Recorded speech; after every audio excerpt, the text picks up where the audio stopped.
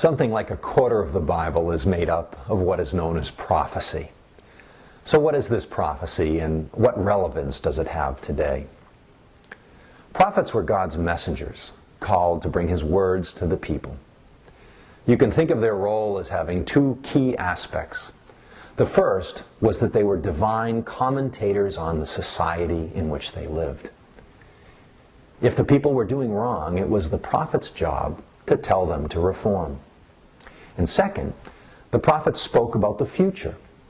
They made clear predictions of what was going to happen and why. The Bible asserts that God is in control of human affairs and has a plan for our world. Bible prophecy proves this to be true. Let's think about the relevance of Bible prophecy today. It tells us about God's plan for the future. The Bible says that God will send His Son Jesus back to the earth again to set up God's kingdom.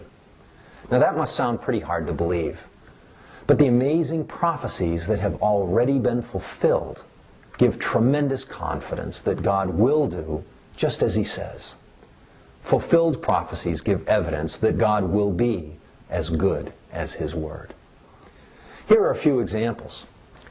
Hundreds of years before His birth, the Bible predicted that Jesus would be born in Bethlehem, that He would be an amazing and unparalleled teacher, and that He would willingly die as a sacrifice for the world. These prophecies are detailed and specific.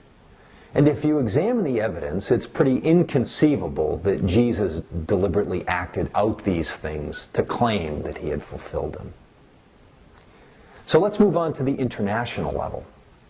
The rise and fall of the Babylonian, Persian, Grecian, and Roman empires was predicted. Just take a look at Daniel chapter 2. And there are other nations and cities like Tyre and Edom whose fates were also predicted.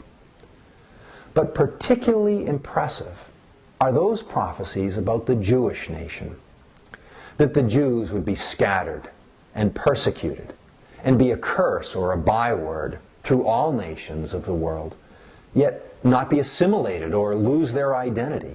How many other nations has that happened to? And it also tells us that God would bring them back to the land of Israel again. Once again, remarkable and specific detail is given, and within the last century, we've seen clear evidence of those prophecies in action. So Bible prophecy is an amazing phenomenon.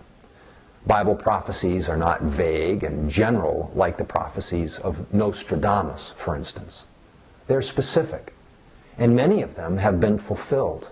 And they give evidence that other key elements of God's plan will indeed come to pass, just as He said.